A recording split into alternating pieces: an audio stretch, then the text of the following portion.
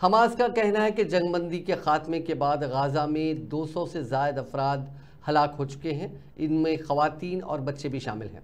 अस्पतालों में फर्श पर लाशें पड़ी हैं। इसी दौरान इजरायली फ़ौज का कहना है कि फ़ौजियों ने हमास के 400 ठिकानों को तबाह कर दिया है।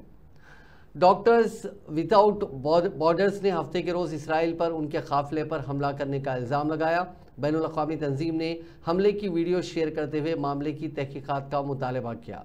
अक़वाम मुत्तहिदा ने कहा कि गाज़ा के अल हाली अस्पताल की सूरत हाल किसी खौफनाक फिल्म की तरह है। WHO के मुताबिक गाज़ा में 32 अस्पतालों में से सिर्फ 16 काम कर रहे हैं। इसके साथ ही इसराइली फ़ौज जुनूबी गाज़ा के लोगों से रफ़ा की तरफ बढ़ने को कह रही है। इसराइली फ़ौज पहले ही शुमाली गाज़ा को खाली कर चुकी है। ऐसे में एक फ़लस्तीनी शख्स ने एक चैनल को बताया कि जब हमें हर जगह से निकलने के लिए कहा जा रहा है तो हम कहाँ जाएंगे।